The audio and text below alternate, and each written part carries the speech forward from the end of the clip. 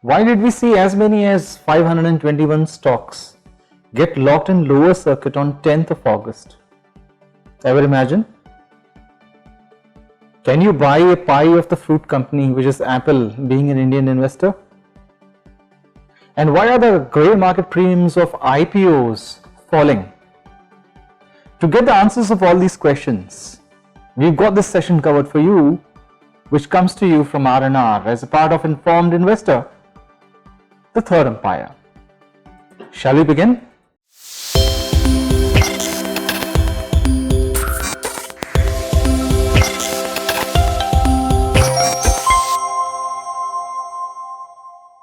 As many as 521 stocks were seen locked in lower circuits on Tuesday, the 10th of August. So what is the reason that there was a carnage amongst these small cap and mid cap stocks? The reason is actually a circular that was sent by BSE on Monday, which is the 9th of August.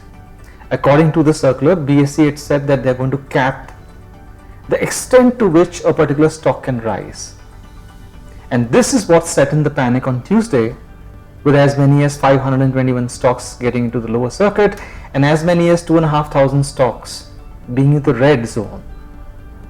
Now what BSE said is that there is a cap that is applicable to certain stocks, and the cap basically means that a stock cannot go beyond a certain percentage in a given period of time. So let's take a stock which has got a value of 100 rupees, and this capping, which is otherwise known as the add-on price band framework, meant that a 100 rupee stock, is just an example that is being given, a 100 rupee stock can maximum rise by another 30 rupees in a given week, and the same 100 rupee stock can max rise to 100 rupees in 3 months. Now this is on the part that the cap basically goes up, but if the stock has to fall, or if were to fall, then the fall is also capped, which is to say that a 100 rupee stock cannot fall by more than 25 rupees in a given week, and it cannot fall by more than 50 rupees if it is a 100 rupee stock in a period of 3 months. Now this is what did not go well with the investors, specifically the investors who deal with trading, who deal with trading in derivatives. And the carnage was seen on Tuesday. On Wednesday, BSE came back with a clarification that the AOPB, which is the add-on price band framework, is actually not applicable to all the stocks. It is applicable to certain categories of stocks, which are X, XT, Z, ZP, ZY and Y categories. Generally, these are the categories of stocks which are the penny stocks, as we know. Now BSE also clarified that why was it being done. BSE said that the extent to which such stocks can correct or go up is purely speculative, and speculation is something that BSE wants to do away with. And in the same sense, there are cases back in 2007 where such category of stocks corrected, and corrected so significantly that they've not been able to come back to their base again. So BSE mentioned the norms. If these are the norms which I'll tell you, if these norms get breached, then that particular small cap or mid cap stock would be put in the add-on price band category or add-on price band framework. So what are those conditions, right? So the conditions are as follows. That let's assume that you have a 10 rupee stock. Okay? Assume that you have a 10 rupee stock. The 10 rupee stock should not, or rather it should not breach the levels of becoming a 60 rupee stock in 6 months. So it cannot go above 6 times in 6 months. The 10 rupee stock cannot go above 120 rupees in 12 months. The 10 rupee stock cannot become a 200 rupee stock in 2 years, and the 10 rupee stock cannot become a 300 rupee stock, which is growing by 3000% in 3 years. So if you were to consider that a 10 rupee stock basically multiplies by 6 times and becomes a 60 rupee stock in 6 months, this is what BSE said is a breach. If it breaches these levels, then it will be put on the add-on price band framework for a matter of 30 days. So what happens during the 30 days? During that time, the 100 rupee stock cannot go above 30 rupees in a period of 1 week, right? So this basically calmed the nerves of the street and the people who really took this as a knee-jerk reaction, and sanity does prevail at the end. I'm happy that BSE clarified and all of the people got it right in the end, but this was much needed clarification. So हम हिंदी में कहते हैं सारे गिले शिकवे माफ, गिले शिकवे माफ एक तरफ और खुशियां दूसरी तरफ, right? There is something that is happening as I speak to you, which is quite encouraging, and I for one am a person who is very, very happy about what is happening. So if you were to go and analyze the contribution that retail investors are making in NSE listed stocks, that contribution is growing quarter on quarter. So in the quarter of March 2021, retail investors had contributed to 6.96% to NSE listed stocks. Now this 6.96% of retail investors' contribution in NSE listed stocks has grown to 7.18% in the quarter of or in the month of June. Now you may say that this is not significant. It is significant, बहुत significant है. अगर आप compare करें, 13.94 lakh crores was what retail investors were contributing to NSE listed stocks, which corroborates to 6.96%. So 13.94 lakh crores has actually improved to 16.18 lakh crores, and that is how significant this is. So, and by the way, at the same time, mutual fund contribution to NSE listed stocks has gone marginally down. So 7.26% से वो हो गया है 7.25%. Now, why am I feeling happy that the contribution of the retail investors has gone from 6.96% to 7.18%? Because there are two things which are happening. Number one, there is financialization of savings. Heavy term है, आपने इसको बार बार सुना है, हमने एक recent event भी की है इसके ऊपर. Financialization of saving basically means that you are converting your hard-earned savings into financial assets, like investing in equities, investing in mutual funds, right? So in this given case, it says that there is a contribution of the retail investors and there is a growing trend towards financialization of savings, which is very, very encouraging. And number two, retail investors directly participate कर रहे हैं, mutual funds से भी कर रहे हैं, but खुद भी कर रहे हैं. This is very encouraging for all of us, that now you're seeing a greater participation of retail investors. And please believe me, once we read these news items of DIIs pulling away their money, etc., you need retail investors to come in. Companies need that money. We all need to participate in the economy. And in this given sense, whatever that we're seeing as a trend is very, very encouraging. एक recent data जो suggest करता है, and this is what I quoted in my inaugural video, or at the start of the video, I said that the grey market premiums of the IPOs are falling. In the recent times, you've seen IPOs such as Tattva Chintan, such as Clean Science and Technologies, such as GR Infra and Zomato, command a very, very premium listing gain whenever they got launched, right? So 65% से लेके 113% तक का हमें listing के day में gains देखने को मिला था. But the recent IPOs that have been launched, for example, the Glenmark Life Sciences IPO or Rolex Rings, have had a very modest, have had a very, very timid sort of a launch in the market. And why is that? There are many reasons that you have to understand as to why this is happening. Number one, please keep in mind that some of the HNIs have been borrowing big time to invest in the pre-IPOs or in the IPOs. And when these IPOs get launched, On the launch day, the returns that they see are lesser than the cost of borrowing. And this is where they tend to have lots of losses. This is one of the reasons why you're seeing the participation mellow down. Number two, it's a very reason that some of the recent IPOs are very big in nature. They are commanding very steep valuations. काफ़ी महंगे हैं. And more importantly, अगर आप देखें the objects of the issue of an IPO, अगर आप पढ़ते हैं तो most of the objects of the issue that we are noticing is that the promoters want to take an exit, the investors want to take an exit, or the company wants to intends to use the proceedings of the IPO to clear off their debts. Now what it means is that ये पैसा company में वापस नहीं जा रहा. This पैसा is going to the promoters who are taking an exit, or this पैसा is going towards clearing the debts that the company has.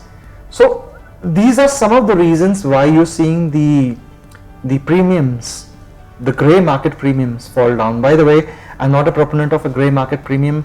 WhatsApp Academy is super duper busy these days. And if you were to go and look at the gray market premiums, there are various messages that are floating around. One of the things I do, which is very boring, very boring, is to go and read the draft red herring prospectus. It is of 300-400 pages. And I'm sure you will find it boring as well. But if you've read every single page of it, which is where the challenge is, अगर आपने वो सब कुछ पढ़ा है, आपको किसी भी WhatsApp Academy की जरूरत नहीं है. ग्रे मार्केट प्रीमियम आप खुद पता कर पाएंगे कि वो वैलिड है या स्पेकुलेशन है. So please, whenever you're investing in IPOs, do that homework very carefully. Now, there is something else which I wanted to point out. And it comes as a tremendous news for all Indian investors. In parlance, in context of us having to buy shares that are listed in US. So when I said in my opening speech that you could buy a pie of the Apple or the fruit company, right? I was not joking. I'm not joking now also that you can buy the legendary company in the making, Tesla. You can buy shares of the biggest e-commerce company, Amazon. आप खरीद सकते हैं. Being an Indian investor, आप कर सकते हैं. And now you can do it through NSE IFSC's platform. थोड़ा समझने की कोशिश करते हैं. आपके लिए मैं easy बनाने की कोशिश करता हूँ. NSE IFSC platform है NSE International Financial Services Centers platform, right? So what is happening now is that you will soon be able to buy shares of the US listed companies as or in the form of unsponsored depository receipts. Okay, for this you will have to open a demat account with NSE IFSC based broker who's appointed, और इसके through आप shares खरीद पाएंगे. Now let me give you some details वो जो आपके लिए बहुत important हैं, which you need to keep in mind, that the trading, that the clearing, that the settlement and that the holding will be done under the NSE IFSC framework. The good part is that it comes under RBI's LRS limits, and what it means is that the LRS limits, अगर आपको नहीं मालूम तो LRS is liberalized remittances scheme. Okay, so this allows 2.5 lakh US dollars, which is about 1.8 to 1.85 crores. Now this is how much in a financial year is the amount that you can invest, and this comes under the LRS remittance scheme of RBI. Okay, now one of the things that you need to keep in mind is that this is protected under the NSE IFSC regulatory framework. So as an investor you are protected. More importantly, there are demat accounts that need to be opened up, and as I speak with you, there are depositories, there are banks, there are brokers who've already swung into action. So very soon the details of how you would be able to open the account will come to you. Be prepared. It's a good development for an Indian investor who was till now wanting to invest in US listed shares. It's a very good development. The other good development that happened last week, and remember this is a weekly thing that we are trying to bring to you as an investor that will affect you in some form or the other. Okay, the other good thing that is happening is that it's been long since India Inc. has held on to their plans of beefing up their budgets and spending on capex programs. Now with second wave behind us and with the fears put to rest, though we are still concerned that third wave bhi aayega, but with the fears put to rest, we are all looking at a very, very good period where India Inc. is deleveraging its balance sheets to invest in capex based programs.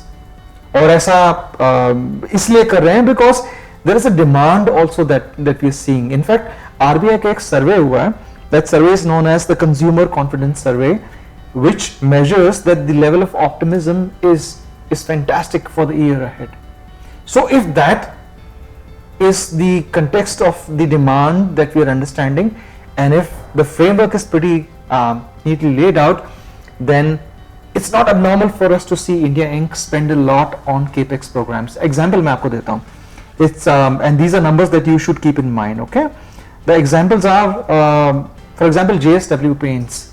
This is a part of the JSW group. It plans to invest about 750 crores over the next 3 years to expand its operations. Tata Communications is saying that it will increase its capital spending to about 250 million US dollars, which is about 1,800 crores, beginning from now till about the year to 31st of March. आपने दीपक nitrite का नाम तो सुना होगा, and I'm sure some of you have considered that stock for investing. Well, the good news is that Deepak Nitrite's subsidiary Deepak Phenolics has planned to invest about 700 crores in downstream operations of phenol to acetone based solvents in India. You've heard about Aarti Drugs. Aarti Drugs also intends to consider a capex of about 600 crores. Not only the private companies, and this is very, very encouraging for me to read out to you, that companies such as Hindustan Petroleum have also announced that their spending would be as much as 15,000 crores. ये पहले हुआ करता था 9,700 crores. They are expected to increase the investments to about 15,000 crores. Brilliant news coming to all of us. Okay. Now I've told you some good news. How good are you at spotting trends? Okay. Take a second, and I'm asking you this question. आप कितने capable हैं किसी trend को notice करने के लिए? मैंने trend को notice किया है. मेरे ऑफिस में मेरे फ्रेंड्स ने इस ट्रेंड को नोटिस किया है. हम लोगों ने इसके बारे में बात भी की है. और ये ट्रेंड ये है कि there is an increasing presence of EVs on the road. Have you seen that? Right? If I go to the office in the morning, invariably I do see 1 or 2 vehicles which are EVs which are whizzing past. Okay, now this trend of the EVs taking a prominent presence on the roads is because of certain reasons. ये reasons हैं, number one, that the charging infrastructure for EVs is actually catching up very, very fast. The other day that I'd gone to a housing society for a reason, I actually saw series of EV charging docks or stations out there already in place. So that is a brilliant thing which is already taking shape in our lives. Number two, price parity अगर आप देखें EVs की as compared to ICEs are internal combustion engines. अगर price parity देखें और government के incentives जो government दे रही है अगर वो देखेंगे आप, तो it's pretty much no brainer that EVs are now in that same range as internal combustion diesel engines or petrol engines. More importantly, the battery prices are going down, and in addition to this, the operational costs of running EV are by and large very less as compared to an ICE, which is internal combustion engine. अगर आप एक particular EV अगर आप consider करते हैं, which is about 8 kilowatt lithium ion battery, which gives you about 100 kilometers of running time or running distance on a single charge, for per kilometer you will be spending about 40 paise on an EV, 40 paise, and for per kilometer on a diesel engine you will be spending about 4 rupees, right? So 4 rupees per kilometer on a diesel engine and 40 paise on an EV. It's a no-brainer that the share of EVs is actually growing up to the point that इस साल के पहले 7 महीने जो हैं have already crossed the sales that we'd seen for the entire of last year. That is how fast EVs are catching up, to the point that the share in January of EVs were about 1% and the share of EVs in July is 1.67%. Right? Now this is a trend that I said that I wanted to ask you if you are noticing. I will take a pause here and give you a real demo how legendary investors like Charlie Munger think, right? So what do you think? Charlie Munger and Warren Buffett, they would have noticed the EVs trend recently. आपसे मेरे से एक आध महीने पहले उन्होंने सीखा होगा, देखा होगा, इन्वेस्ट किया होगा. आप ये सोच रहे हैं? You'll be surprised. I'm going to share something mind-boggling, and when I read this article, I corroborated it with many sources, and it just blew me away. It just blew me away. Remember, Warren Buffett is 90 years plus, right? And Charlie Munger is no younger either. And here we are considering ourselves as to be the wizards of investing, and they being 90 years plus. Books में नहीं, मैं आपको example बता रहा हूँ where they are miles ahead of us. Okay. Now Warren Buffett and Charlie Munger also spotted the EV trend and started investing in EV business. Right? 1 month ago? No, not 1 month ago. They started investing in a company which is known as BYD. Have you heard of this company, BYD? BYD is a Hong Kong listed company. Currently, this company is valued at about 117 to 118 billion US dollars. Berkshire Hathaway, which is what Warren Buffett and Charlie Munger are associated with, they're the people who run this business, have 22% stake in BYD. Now you may ask me, 22% stake in a company which is 117 billion US dollars is wow. But when did they start investing? You will be amazed to note that they started investing in the year, guess karo, 2008. Here we are in 2021. They started investing in BYD in the year 2008. This was a year when you and I were running helter skelters. We were trying to find the pit where it would all stop. And there was panic, there was mania, there was so much of uncertainty, and those were tough times. And during those times are these legends who've started to invest in a company which is EVs, which we are discussing today, right? And where did it start? They actually, it was Charlie Munger who spotted a gentleman whose name is, and pardon me for pronouncing the name, I may not pronounce it correctly, but the name is Mr. Wang Shomfu. Mr. Wang Shomfu is basically the chemist and the researcher behind the EV batteries. He is a brainchild, and he is a gentleman who Charlie Munger spotted in the year 2008, and basis the overall understanding on what Wang was trying to do, they decided to invest in BYD, and they started off investing or taking over a stake of BYD, and that stake was 10%, and the valuation of the company BYD at that given point in time in 2008 was 230 million US dollars. 230 million US dollars today is 117 billion US dollars. 10% stake then has now grown to 22% stake, right? Of all the companies BYD क्यों choose किया Warren Buffett ने? There are other EV battery makers, but why BYD? Please understand these reasons. Number one, BYD is at the pinnacle. It's at the height. It's nearing perfection of understanding how to make EV batteries. It's Mr. Wang Shomfu's dream that BYD is nearing perfection of making the EV battery space. While all companies are considering nickel, cobalt, manganese battery setups, in 2020 BYD announced that they are no longer considering nickel, cobalt and manganese batteries. They're moving to lithium iron phosphate batteries, which is where their batteries are known as BLADE, BLADE batteries. These batteries are very light in nature, it's an integral part of an automobile, right? Because batteries अगर light होंगी तो overall automobile का weight भी कम होगा. And in this given sense, they've reduced the companies that go into the manufacturing of BYD blade batteries to as much as 30%. The efficiencies have gone up, the number of parts have come down to the point that Tesla is also considering adopting the blade batteries in model Y. Not WHY, but the alphabet Y. So Tesla is also going to be investing or is going to be adopting the blade batteries for its setup. Now, try and reflect on what we are discussing here.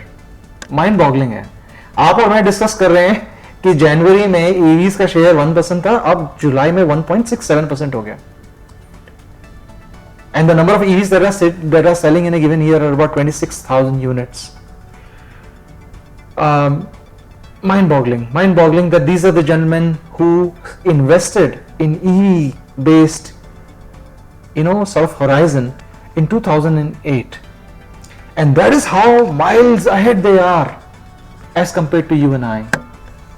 But they said something which you and I need to take a note of, that if there is anything that is touching our lives and we are happy about it, then we should also be happy considering investing in these companies that are making a change in our day-to-day lives.